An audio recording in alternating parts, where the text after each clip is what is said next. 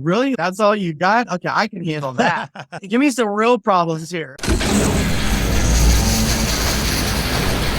Welcome, badass entrepreneurs. It's time to hear the world's movers, shakers, and difference makers spill their secrets for unlimited success. So strap in, for Badass Entrepreneurs Only begins now.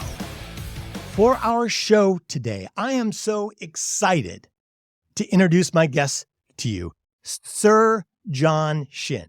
That's right, you heard it, Sir John Shin. He is indeed a knight. And why is this night different from all other nights? Because Sir John Shin has started over 26 companies from scratch, starting with nothing. And every one of them have become multi-million-dollar enterprises. He is the ultimate rag to riches story. And that means that Sir John knows a secret to transforming thinking from a mindset of scarcity to a mindset of wealthy abundance.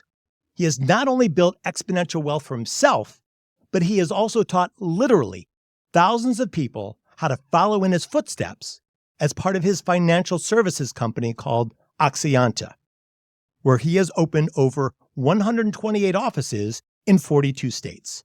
John is an amazing speaker, which is how I first met him. He's an amazing author, having written the book, How Rich Asians Think, which is his interpretation of the must-have business book, Think and Grow Rich. In fact, Sir John is such a believer in Think and Grow Rich that he created and produced the movie, Think and Grow Rich, The Legacy, because he wanted to share these important business concepts with the world. In fact, a lot of people wanted to make this movie, but John was the only person that the Napoleon Hill Foundation trusted to turn this great book into a film. Now, when he's not creating wealth, he's giving back. Sir John is also the co-founder of All for One Foundation, which is an international charity helping to change children's lives through health and education.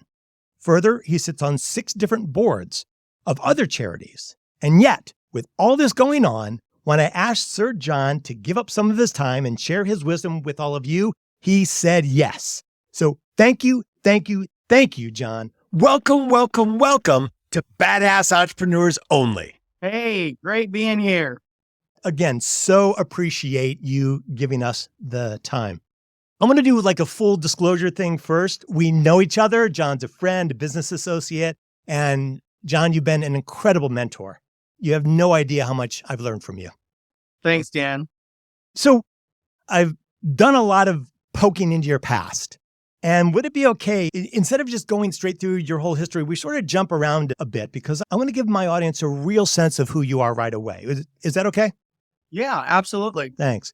So John, when you were 6 years old, you got bullied by a bunch of kids, but rather than tell your teachers or your parents, like most kids, you decided to study Taekwondo, right? That's right. All right. Now, when you were 8 years old, just 2 years later, you wanted a bicycle. But rather than ask your parents, like most kids, you started a business selling candy and bought the bike yourself. Now, at 14, rather than hang out with your friends, like most kids, you begged your parents to allow you to work in their liquor store so you could make your own money. That's right. And then during college, rather than get a job like most college kids, you started your own valet parking business and sold real estate. Now, John, what do you think it is that's inside of you that just isn't inside of most people? Ooh, that's $1 million question. I mean, literally, it's a multi-million-dollar question. Yeah. I would say that I've always been one that just took the initiative. I always realized that people are going to do it for me. I have to do it for myself. I didn't want to be a burden on people. I didn't want them to have to take care of me. So, like my parents, I realized how hard my parents worked. So it was difficult for me knowing how hard they worked. I didn't want to be the extra burden. I wanted to be a contributor. So rather than saying, oh, can you go buy me? And I remember back then in elementary school, the bicycle that everybody wanted was something called a mongoose, right? It's called a mongoose. And you were one of the cool kids if you had one of those. And so, who doesn't want to be a cool kid when you're growing up amongst all the social pressure amongst your friends? And so to go and ask your parents, and back then, God, can you imagine these things cost like $400 back then? Instead of asking my parents, yeah, of course, I wanted to go and figure out a way to generate my own income. So I went to the liquor stores and bought candy and stuck them in my backpack. And then I went to school and sold them during recess because the schools didn't have candy on the campus. They had other things, milk or whatever, more healthier food. So I was the kid that was distributing these things. And then I came home and I had an extra $20 from selling candy. So I think that really kind of was like the starting point of me saying, oh my God, I can make a lot of money. And this is just as a kid, So I've always been one that just took the initiative. And I think I was pretty aware as well when I was a kid. Everywhere I'd go, I'd look at a restaurant. It was a big line of people. And I was thinking, wow, this restaurant is making a lot of money. And so I had to figure out ways to draw people to my business or my organization and have a line like those people did. In fact, I remember when I was in junior high, I remember going to a club. And so I went to this club and then all of a sudden there was this huge line to get into this club. And it was interesting because I noticed that all guys were there waiting in line. And I was like, wow, is this like only for men or is there any girls in here? And then I get to the front of the line to figure out what was going on. And I can see that these bouncers were just letting women in. Girls could go in and they didn't have to wait outside like the men did. And so I was like, wow, that's interesting that they created this illusion like this place was like really happening. And all these men were lined up outside the club and everybody wanted to go there because they were curious as to what was going on. So I always wanted to be one that could draw people to a crowd.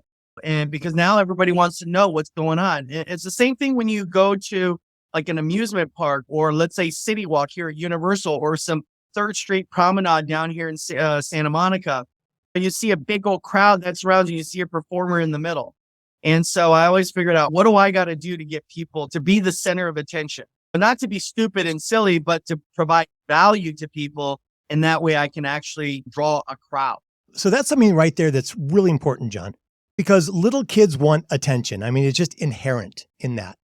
But there was something about you that said value is more important than attention. But most kids don't have that sense. Do you think this is something that your parents instilled in you? It was born in you? Like, where did it come from? Yeah, I think a lot of it has to do with parenting. I mean, our parents immigrated from South Korea. Yeah. So one thing that my mother and my father would just constantly remind me is that we did not come to this country to screw up this opportunity. Right. So there were specific intentions of why they came here. They didn't come here because of the beaches or the clothes or the restaurants. I mean, hey, we've got a lot of those things. A lot of those things that we sell here in the United States are made in our country in Korea. Yeah. So why would we come all the way around the other side of the world just to buy our clothes? They came here seeking the American dream. And they said that we came here to do the right thing and to go out there and make a difference in people's lives. And that was ingrained in me ever since I was a little kid, always doing the right thing. When I did take martial arts, you alluded to the martial arts thing. And yeah, I mean, when you're picked on and you're bullied and kids are spitting at you, obviously you just want to hurt these kids. I mean, you want to beat them up yourself. And I would come home and I'd tell my parents and I'd say, Mom, Dad, I want to kill these kids. I want to beat them up. Like they hurt me. They took my bicycle and they threw it over on the ground. They pushed it over and kicked my spokes inside my tires. I said, why shouldn't I hurt them? And they said, because it's just not the right thing to do.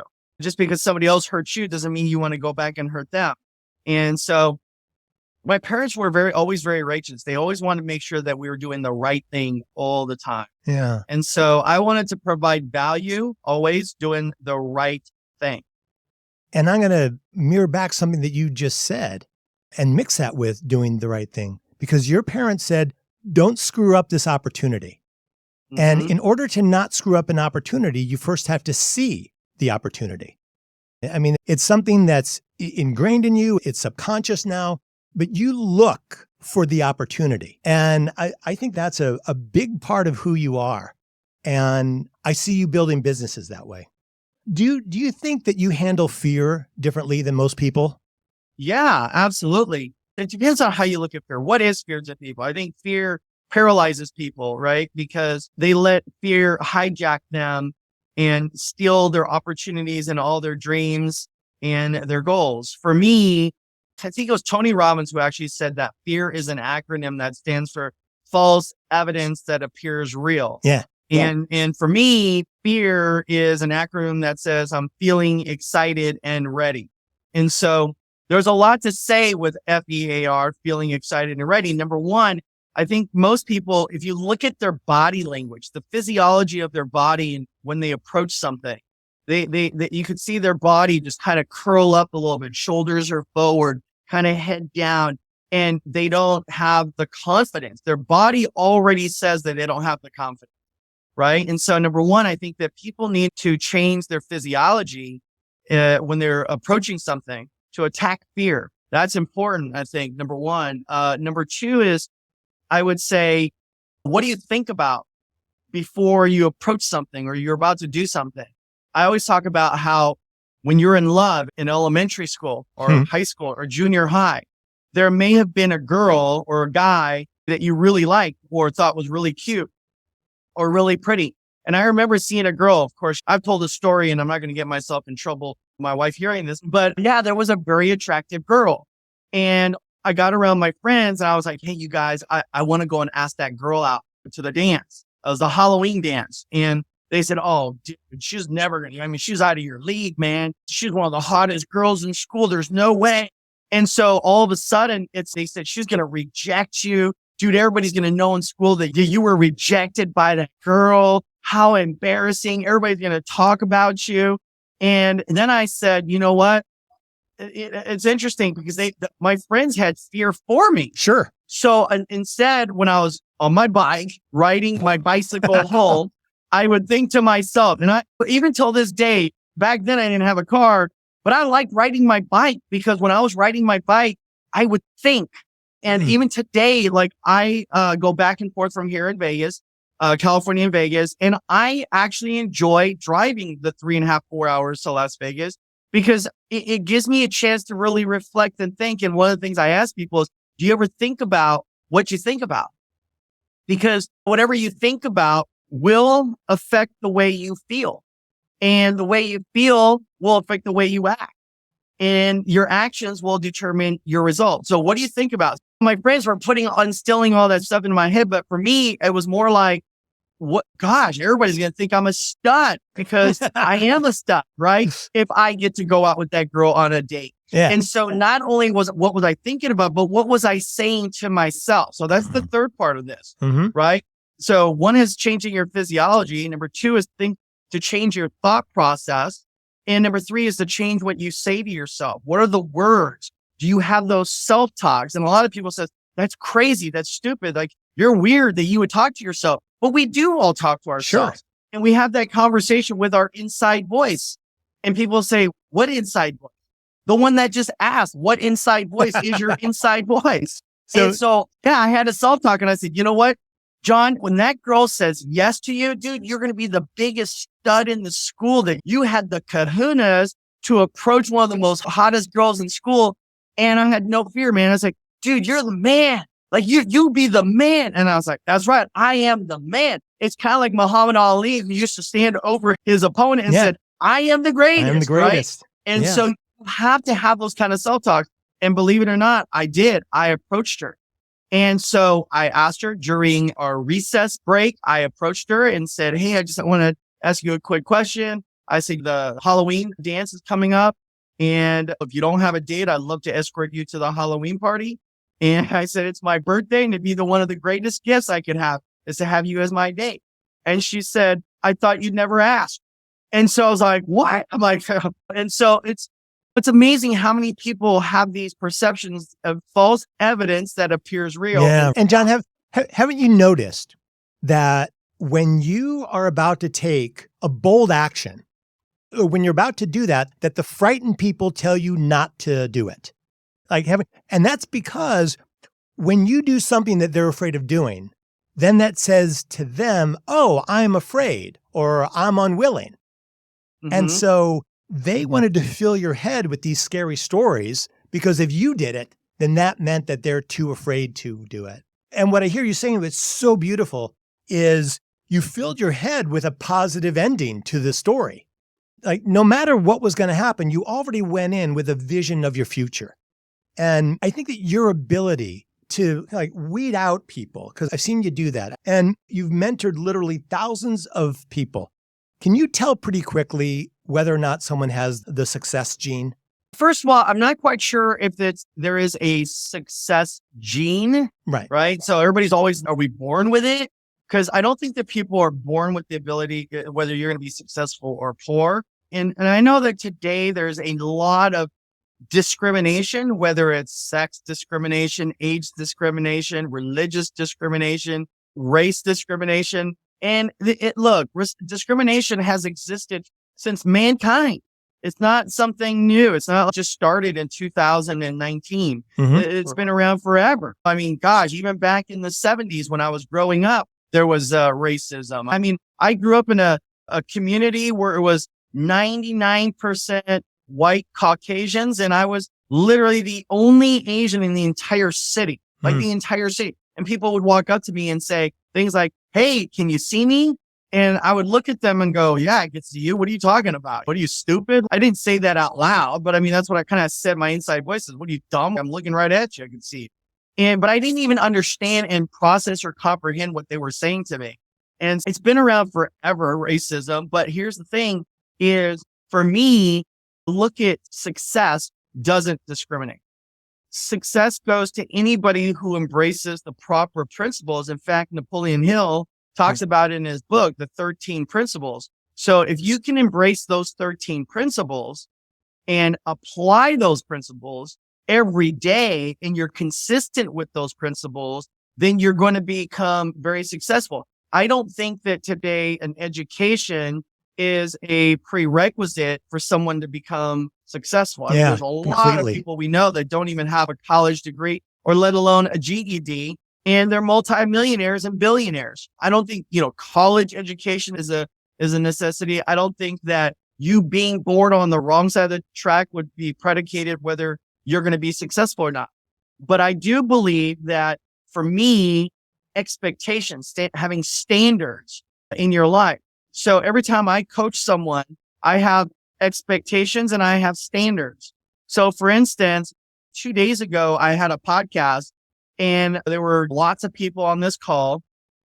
And one of the things I asked them to do is I said, "Look, I want you to write down 10 tangible things, materialistic things that you would want during your lifetime. And then I want you to write down 10 things that are intangible. Okay. That things that you cannot touch. So what do you seek? Financial freedom, world peace. What is it? And I want you to write down those 10 things. And then I want you to text it to me or email it to me." And I would tell you there was probably over 500 people on this call. And out of the 500 plus people, let me just tell you how many of them actually texted and emailed me. And it was about 1%. Wow. I just did a simple thing to ask people, just email or text me. And I am going to recognize them next week on Tuesday on my podcast. I would say, it's amazing how many people I asked to do this and only 1% of them actually did it. And so that's the 1%ers. Those are the 1%ers where, number one, most people don't even know how to get proper instruction. People need to go and seek your wisdom, Dan, people like you, and have proper coaching, because most people don't have coaches in their life. And here's the thing is, if you look at the average person that's out there, one of the things as a coach is to have belief in that person, to believe in that person. Think about how many people actually believe in that one person. But you'd be surprised how many parents don't even believe in their own kids. Yeah. I mean, you hear parents say, "You're the stupidest thing I've ever seen." Well, say that a few times to your kids and imagine what they turn out to become. So I would say that as a leader, one of the things I do is I believe in my student or mentee, and then I set expectations. I challenge them and see how quickly they respond. And so that's how I identify my key leaders. And I know that there are people that you do mentor and people ultimately that you don't mentor. If I wanted to be mentored by someone like you, how do I have to show up to make you say, "Okay, here's a guy that I want to spend time with"? Okay. One of the questions I get pretty frequently is, how did you get the rights from the Napoleon Hill Foundation? And to think that book is only one of 5 books that have ever sold over 100. Well, now it's sold 200 million copies, but only 5 books have ever sold over 100 million copies. That's the Bible, Lord of the Rings, Twilight Saga, Harry Potter, and Think and Grow Rich. That's it. And to sit there and think that There are different versions of that too, Dan. They got the Black Choice by Dr. Dennis Kibro. There's the Latino Choice by Lionel Sosa. Sharon Lecter, who also wrote all the Rich Dad, Poor Dad books with Robert Kiyosaki, wrote Think and Grow Rich for Women. And, it's interesting that when you go into Amazon and you type in certain items that you may want to buy, you go in there to buy one item, and next thing you've got 6 or 7 things in your cart, because Amazon is one of the greatest of suggestive selling. Okay. People who bought this also bought what? This. So for me, what I ended up doing is I typed in Think and Grow Rich, Black Choice, Latino, and I couldn't find a book called Think and Grow Rich, an Asian Choice. And so I typed in Think and Grow Rich Oriental. I typed in Think and Grow Rich Chinese, Japanese, Taiwanese, and nothing popped up. And I was like, could it be that there isn't a Think and Grow Rich Asian Choice book? And that's when I approached the Napoleon Hill Foundation again. And I asked them, is there a Think and Grow Rich and Asian Choice? And they said, no. And I thought to myself, how can that possibly be? 4 billion Asians. By the way, I think the whole world population is just over 7.5 billion on this planet. At least 50% is of Asian descent. And not one single Asian approached the Napoleon Hill Foundation and asked them if they can write the Think and Grow Rich Asian Choice. So once again, John, you found opportunity and you also found service. And that's really interesting to me, because most people would look at you and go, oh, John has everything. There's nothing that he wants. But you're still having, when you do want something, you're still having to do the same thing that all of us do. We have to encourage someone to give us the opportunity that we want. So everybody wanted this opportunity to make this movie, but you thought about, what's the benefit I can give them that would make them want to work with me? Yeah, exactly. So to finish that thought, when you asked earlier, it says, how do you get somebody to coach you? And it's the same thing that I learned when I approached the Napoleon Hill Foundation, which is to ask without fear. Again, it goes to that fear and to ask.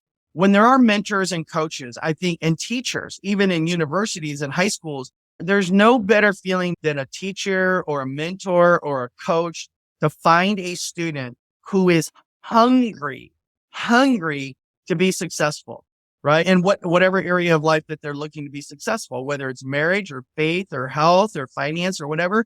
Gosh, I mean, it's such a relief to find somebody. One of the greatest quotes I ever heard from one of my mentors, he said to me, he says, John, when it's all said and done, more is said than done. Meaning that most people talk a big game. Most people ask for a lot of different things, but they don't deliver. It's so awesome to know that I can find somebody and they just say, man, John, could you please help me? I'll give you a perfect example. I had a young lady. She came to one of my events, and it was a mastermind. It was a $20,000 mastermind. And this was all she had. She was a dental assistant. She called me up and she said, hey, I want to get into your program. I'll pay you the 20 grand. And because I really feel like there's some synergy between us. And she says, but I have to tell you, honestly, this is all I've got. This is my entire $20,000. And I said, okay, great. I'll see you in the mastermind. So she gets in the mastermind. And before that, I did a quick interview, and she says, what do you think someone like me, what kind of business can I do? And I said, what do you mean? And she says, do you really think that someone like me can actually become successful? I said, absolutely. I mean, there's no question about it. And she said, okay. And she says, what do you think I should do? I said, what do you love? What do you love to do? Because in business and entrepreneurship, it can't be just about the money. Because if it's just about the money, then when you have one little hiccup, you're going to use all the excuses, right? Of course. This isn't for me. This is a sign from God, okay, that he doesn't want me to do this business. But John Maxwell, another amazing author, he said that you have to love what you do and do what you love. For sure. You have to love what you do and do what you love. So I asked her, I said, what would you love to do for the rest of your life? Even if you made money or didn't make money, what is it? She said, oh my God, I don't know. I've never really thought about it. I'm like, this is why we're having this conversation. And she came back and she said, you know what? She says, and I was waiting for this, right? It was like, I was on the edge of my seat. She said, I like taking baths. And I went, what? baths? What do you mean by taking baths? Like you fill up a bathtub and you like, yeah. She says, I love. I go, okay, tell me the process. What do you love about it? She says, it's relieving, it's comforting, it's relaxing, it's this. I get to meditate. I'm in a different world. And I was like, so you just turn on the water and just sit in a bunch of hot water, tub of water? So no, I mean, I use bath bombs. And I go, what's a bath bomb? And I go, is it a grenade you throw it in your bathtub? I mean, what is this thing? You don't know what a bath bomb is? I'm like, I've never heard of a bath bomb. Oh, and next thing she's telling me what this is. And it's like a big old like piece of rock that looks like an enormous Alka-Seltzer that has a particular design. And you drop it into the water and it fizzles like an Alka-Seltzer. Mm-hmm. But in it, it's got a different type of scent, like strawberry, cherry, passionate fruit. You can use CBD. You can use Epsom salt, all these different types of salts. You put it into the water. And I said, that is your business. You need to start a bath and body aromatherapy type business. She's, really? And I'm like, yeah. So we helped her design a website. And then we did a little bit of video. By the way, we did this video on an iPhone. We took a gimbal on our iPhone. We literally did it in a very nice bathroom with some candles and all that kind of stuff. Dropped the bath bombs in there. We created our website, and get this year alone. So this was 3 months ago. From January through May, this girl's already done $2 million on online sales. $2 million. Amazing. So now I'm sure since May, I haven't gotten the latest quarterly update, but now she and I were talking about how she's probably going to break $5 million. So here this year in 2020, in a time of crisis, in a time of pandemic, that people want to go and take baths because they're so stressed out. They want to go and woosah. And so there you have it. I mean, so she saw an opportunity, as we've been talking about, and she pulled the trigger and look at where she's at. Yeah, but John, you did something for her that she couldn't do for herself.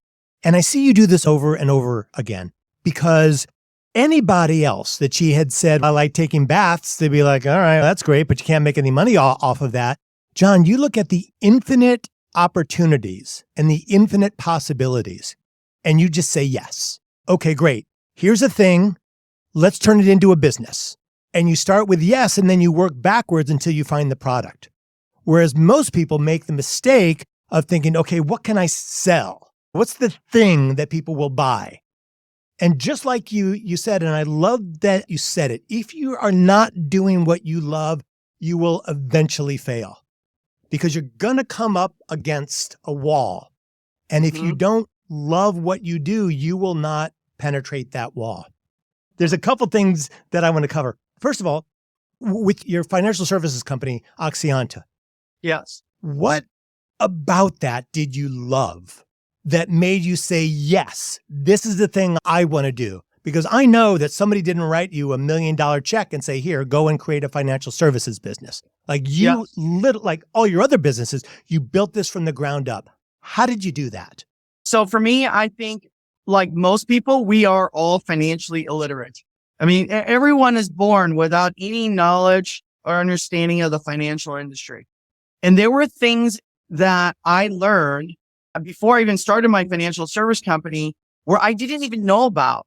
And then when I learned about it, I was like, well, how come my teacher never taught me this? How come our schools did not teach us all these different things? And this is where I think our school system's kind of screwed up right now, because I knew I never going to become a doctor. So I didn't know I had to take physiology or biology or chemistry or any of that kind of stuff. And so I just want to know, how can I start a business? Was the school ever going to teach me how to start a business? And I had to learn poetry, American literature, and I didn't really understand it. And even when I was graduating from high school, when I was starting my own business, going into college, like I started my own valet parking company and all that kind of stuff, I started to learn, I got to get these licenses. Okay, I have to get insurance policies. And I started learning real quickly about business. And I actually had a friend whose father said to me, do you have any capital? And I said, no, I don't have any capital. And they said, we should probably find out. Maybe there's some money out there for you. And I go, where would there be money?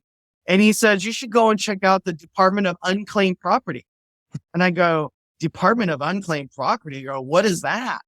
And he said, you don't know about the Department of Unclaimed Property? I'm like, no, what does that mean? And he says, oh yeah, you can go up there and see if there's some money that somebody may have left for you. And I was like, what? Like, how does that work?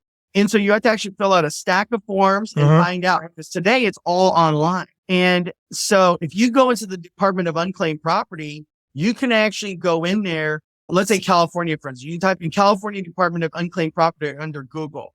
And what happens is whenever you left money behind at a utility company, let's say a bank, water and power, let's say that somebody died and made you a beneficiary, but you didn't know you're the beneficiary because they never told you. But when they died, where does that money go?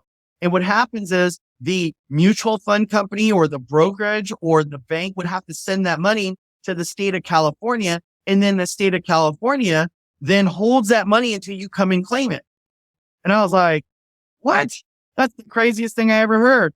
And so I was like, oh my God, what other financial stuff is it that I don't know that's that really I need something. to start to learn? Okay. And so just so you know, last year I did a podcast and a lady that was actually on my show, she actually, who was listening in, actually went to the California Department of Unclaimed Property and she just did just that. And she calls me up because all she was praying for was somehow that she needed $100,000. She needed $100,000.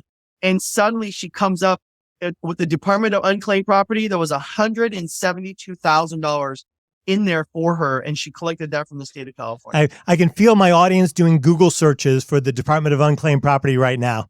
So how did this lead to then Axianta? Then I was like, okay. Then I was telling other people this. And then they said, John, thank you so much for this advice. I would have paid you a lot of money for this kind of information. And I thought, if I can get paid a lot of money for this, maybe that's an opportunity. And so there it is again. And so I told my wife, Arlene, and she says, let's go start a financial service company. And then that's what we did. And then another thing is that we got into the mortgage or financial lending business because a lot of people think that buying a 30-year loan is the best way to buy a house. And in my opinion, and I can debate this all day with anyone in the financial industry, is that a 30-year loan is probably the worst type of mortgage loan you can get. Like literally the worst kind of loans. And yet that's what probably 95% of the Americans have. Right. And so I now wanted to educate people about mortgages. And so I started doing seminars. And then I started doing seminars and trying to educate people about this. And people started attending. I would go down to the local library and ask them if I could just put up a little sign, a board, and say, learn the truth about mortgages. And people started coming in, like strangers, like the kings of the library would come in and listen to it and then come up and say, hey, I have one of those loans. And then as I was doing their loans, and then I earned their business. And then from loans, that led me to, because they said, hey, do you know anything about property and casualty? And I had no idea what property casualty was. But when they asked me about it, they said, do you know anything about it? I said, yeah, we got your back. And they said, what do you got? What kind of property and casualty do you have? They said, I'll give you all the statements. And I got these statements and I had no idea what these statements were. So I went and found an expert in property and casualty and said, could you tell me what these statements are all about? And then, so what I ended up doing is forged a partnership with that property and casualty company and brought them into my product portfolio. And it just started adding. And so over the last 30 years, we added more. Obviously, we started with mortgages and that ended up with adding property and casualty, retirement, kids' college funding.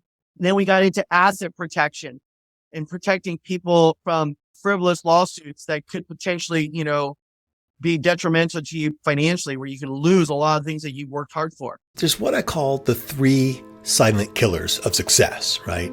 Sleep, stress, and productivity. I found something that beats the silent killers. It's a technology that lives on your phone. It's sound waves that put your brain into states of relaxation and focus. Now, I just thought it was bullshit, right? But then I heard that this company, they're called Nucalm. Nucalm is being used by the Army, by U.S. Special Forces, the FBI, professional football teams. Surgeons are using Nucalm instead of anesthesia. So I put it on my phone. Oh my God. 20 minutes of Nucalm was like 2 cups of coffee. And then on the other side, I use Nucalm at night and it puts me out like a light. Now, if you want a free week of New Calm, just text the word CALM, CALM, to this number, 213-409-8366. 213-409-8366, and text the word CALM, CALM. Get more sleep, feel less stress, and blow your productivity out of the water. Okay, let's get back into it. And so with all of this, what did you find that was revolutionary for you that said, this is more than just a couple of bucks. This is something that I can really build up into an empire? And how did you find that and have the courage to say, yeah, let's just do this? When we first started, we started here in Southern California.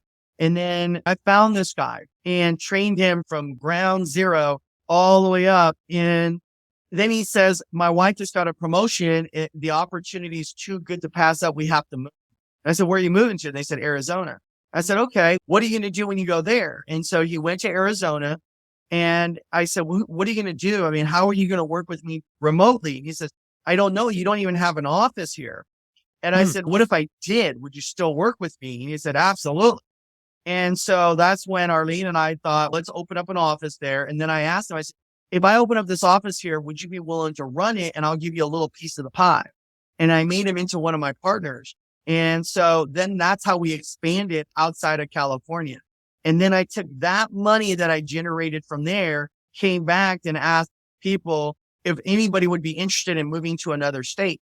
Wow. And people started putting their hands up. Yeah, I want to go to Vegas. I'm from Texas. I'm from New York. And next thing, we're now sending them back to their states where they grew up, their own hometown. Yeah. And that's how we opened up our offices there. Check this out. Prior to COVID-19, we were operational in 42 states. Since COVID's outbreak, we're now operational in all 50 states. Wow.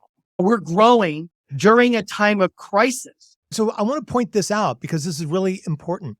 Once again, you took a possible detraction and turned it into a powerful and positive opportunity. Oh, this great guy that you're working with is leaving. Most people would go, wow, what a bummer. I wonder what I can offer him to make him stay.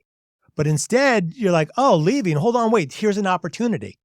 And then when you saw that opportunity worked, you went back to all of your people and who wants to move?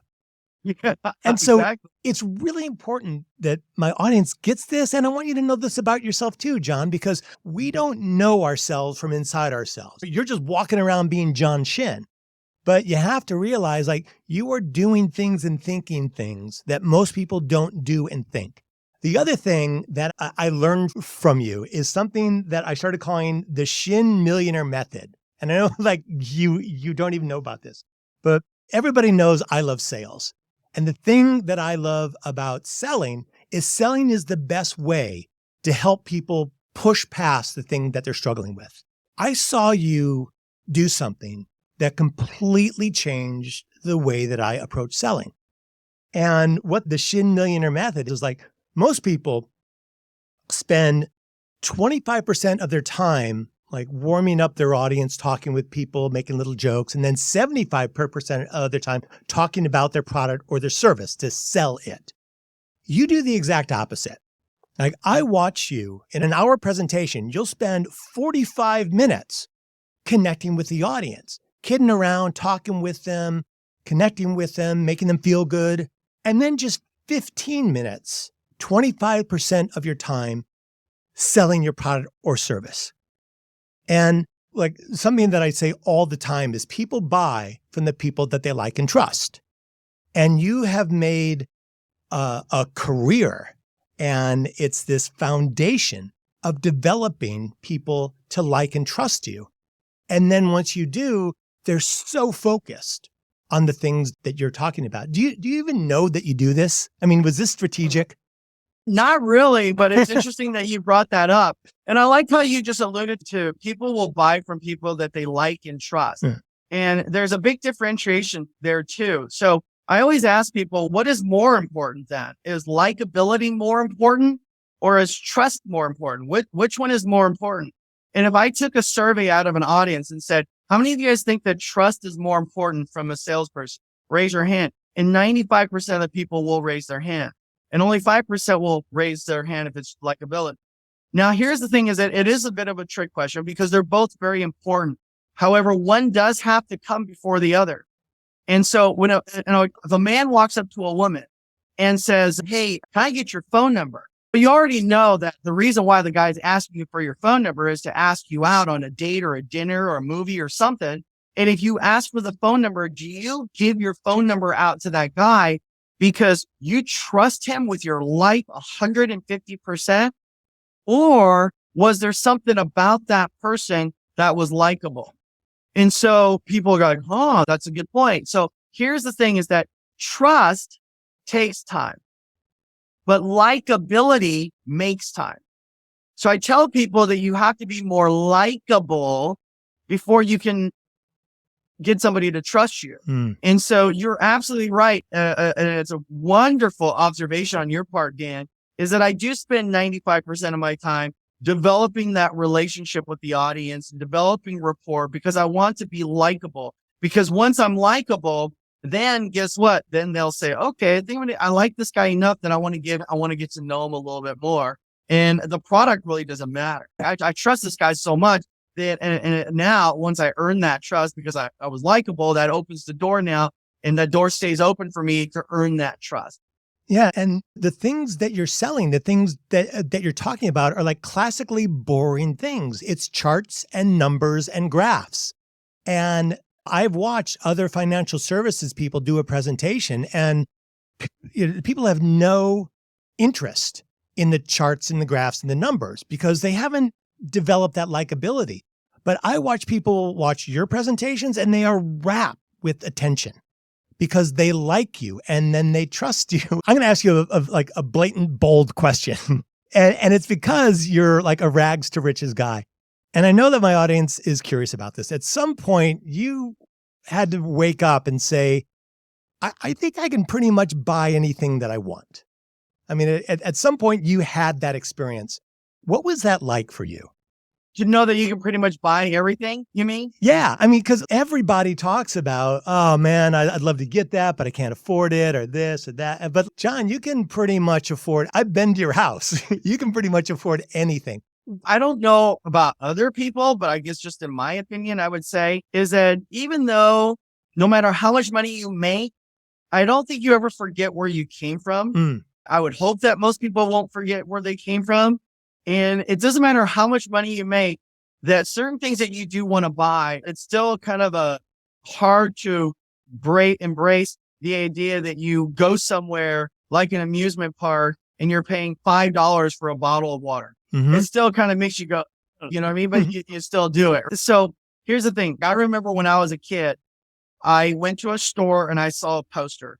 And this poster was a garage. It was like a 7-port garage. And it had a different car, exotic car. Oh, right. I know that poster. Sure. You remember that poster? Yeah. Like everybody had it in college.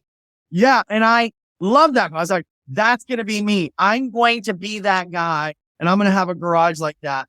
And so ever since I was a little kid, that's what I wanted to do. And so I went and obviously started buying cars and I bought one and I got carried away. Right. And so instead of having one per day for a week, I wanted to have one per day for the month. And I wanted to label my license plate with just a number like 1, right? And 2 and 3. So when I wake up in the morning, I would come out of my house and know, what day is it today? Oh, it's 19. So today I'm going to drive the car number 19. And so that was like my dream. And then at a certain point, I don't know, like after about 18 cars, I kind of stopped. And I stopped because I realized that none of this stuff was making me happy.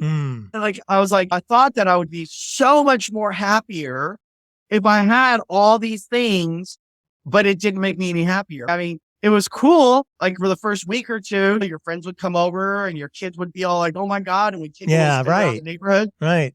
But after about a month or two, it was like, I didn't even want to drive anymore. They sit in my garage. And then what happened was I didn't drive them forever. So my battery died. And so I learned to get a battery tender and hook up all my cars to a battery tender. And it's interesting, like the media or Hollywood celebrities, they're like, oh, and he's got homes in New York and Miami and all over the place. So we did the same thing. We went and bought all those things. And then it wasn't fulfilling. It really wasn't. In fact, it was a pain in the rear end because I had to deal with maintenance. I had property taxes, pool maintenance, gardening maintenance. I had extra insurance policies. I had someone go there and watch over my property. I had a caretaker. I mean, the gate wouldn't open or close. It malfunctioned. Compressors would go out and a Viking refrigerator. And I was like, this is so stupid. And it just didn't make me happy. And so I tell people that things don't matter. Things don't matter, but people do. Yeah. Right. And so all these things that I accumulated, I realized that it was like a wild dream, but it wasn't fulfilling. I think it's overrated. Yeah. I don't want to burst their bubble, but let me just tell you what I think is much more beneficial today. Yeah. Is forget that destination house, wherever you think in Hawaii. Mm-hmm. You're better off just going out there with your family and getting an Airbnb or staying in the presidential suite, stay there for a week or two, and then pack up your bags and you go home and there's no more headaches. Your life is simple and it's free and you have no stress. Like it's zero. That's great. I mean, I say to people like, oh God, if I just had X, I'd be happy. And I say, think of when you were a little kid and you thought, boy, if I could just get all the candy I wanted, I'd be so happy. But you can have all the candy that you want now. Does it make you happy? No, because there's always going to be something else. That's and right. If happiness is always over the next horizon, then that's always going to be over the next horizon. I have all these houses and these cars, but then here's this other thing.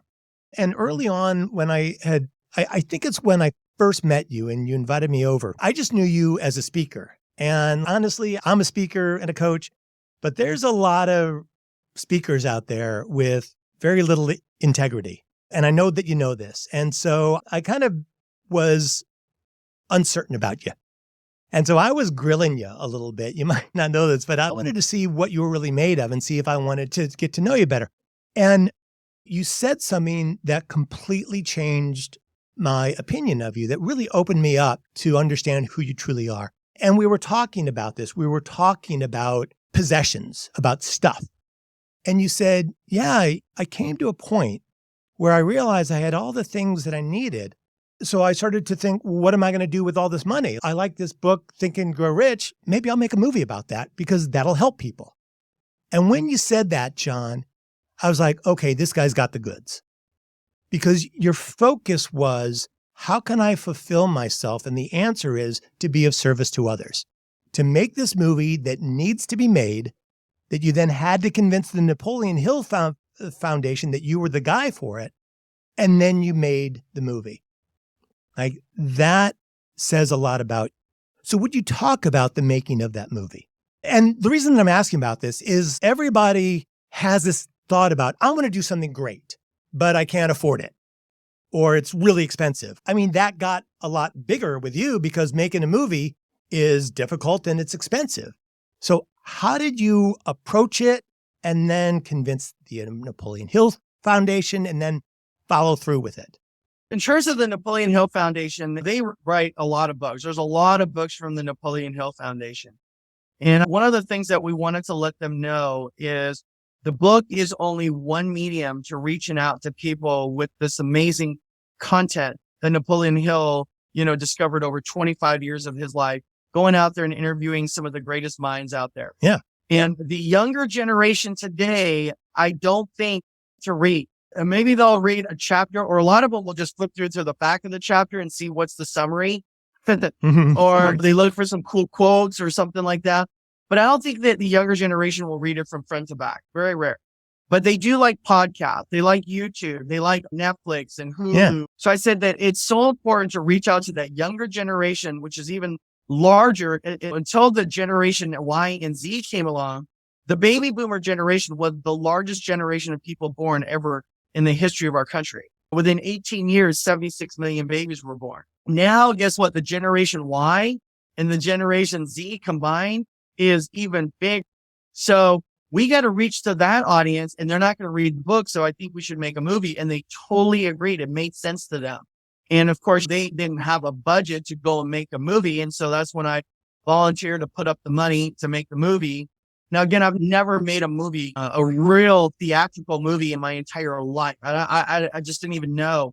But where to begin? The first thing that I did is I needed to find a director to help out, and then a producer, And then, of course, they helped put together the budget, what it was going to cost. And then, of course, they knew someone who was a great costume designer. And then we had to find a scout to know where we were going to film a lot of the different scenes. And then we had to find an editor and then the music and this. And so the team started coming together because everyone knew someone. And so it's very similar to when you start a business, you don't have to know everything. Everybody feels like you have to know all of it, but you don't have to. I don't know anything about making a movie.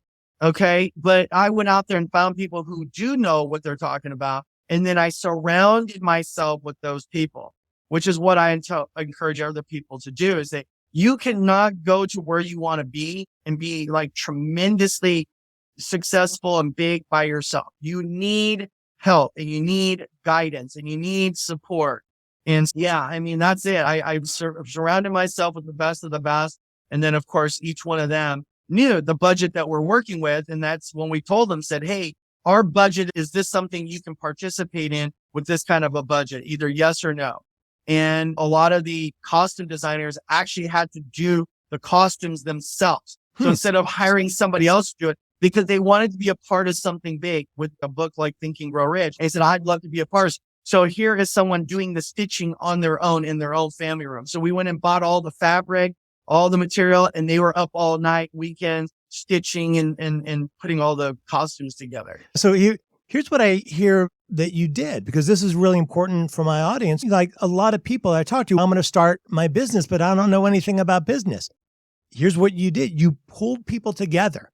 You got people smarter than you in these different areas, and then you inspired them because you're putting in a tremendous amount of equity. And if you're a new business owner, you might not have a lot of equity, but you have sweat equity. If you're spending 18-hour days on your business, you're going to inspire people to want to help you because they're so inspired by your hard work. You inspired people by taking this challenge on, by putting money into it, and by bringing this thing to the world. And so, yeah, these people that normally wouldn't do this stuff for that price decided to. And John, I think that's a really big part of your success, because I see you show up in times where you don't have to. I've seen you show up to meetings where you could have sent somebody else, where it's late at night, like midnight, and you're at this meeting helping your group. And so that makes people say, wow, John is here and he doesn't need to be here. Then this must be really important. And so it makes me wonder, John, was there ever a point in your life, in Axianta and in any of your other businesses, in creating this movie, where you felt like you just hit a wall? And maybe at 3 a.m., you're pacing back and forth. You say to your wife, Arlene, I don't think I'm going to get through this one. I mean, this one I think is going to take me down. Has this ever happened? Yeah, we always hit obstacles. And even making our movie, there's always something that went wrong. I mean, there's a scene in the movie where we had gone out to film a scene where it's the 3 Feet from Gold story. Mm-hmm. And we went out to actually Calico Ghost Town. It's actually on the 15 freeway heading towards Las Vegas. And so there's a mine over there and we did the filming there and we had our crew there. We had all our trucks and vans and everything. And out of nowhere, all of a sudden the storm came in and just started, pouring down, and not for even a day. It was like a few days. And so we made a mistake in not really understanding the weather conditions, but every single day it was raining, it was costing us money. And so we had to figure out what we were going to do and come up with the extra money or whatever. So things happen all the time, but whatever every adversity that I had to face, I've told myself that imagine how many times NASA was launching a space shuttle and how many adversities they've had. Right. And so, but yet we still figured out a way to take the space shuttle to where we wanted to go. But didn't you get discouraged, John? Didn't you just say, this is just not going to work. Let's just pack it. I mean, has that ever happened to you? No, I mean, I never got discouraged. In fact, you know what?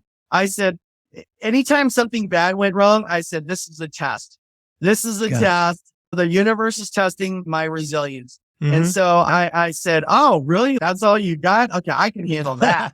Give me some real problems here. So, John, thank you. Thank you so much. It was great being here, Dan. Thanks. Be well, my friend. Bye-bye. You too. Bye-bye. Hey, one last thing. If you're feeling stuck in business life, wherever, download my book, Jumping the Gap, Kill Your Story and Take Action. In this book, you'll see how the stories that you tell yourself are stopping yourself from living your greatest life. Just text the word GAP, G-A-P, to this number, 213-409-8366. 213-409-8366, and text the word GAP. It's a short read, it's fun, it's easy, and if you hate reading like I do, you can grab the audiobook. It's at that same link. Just text the word GAP, G-A-P, to 213-409-8366. You'll love it. All right, that's it. Go out there and be badass today.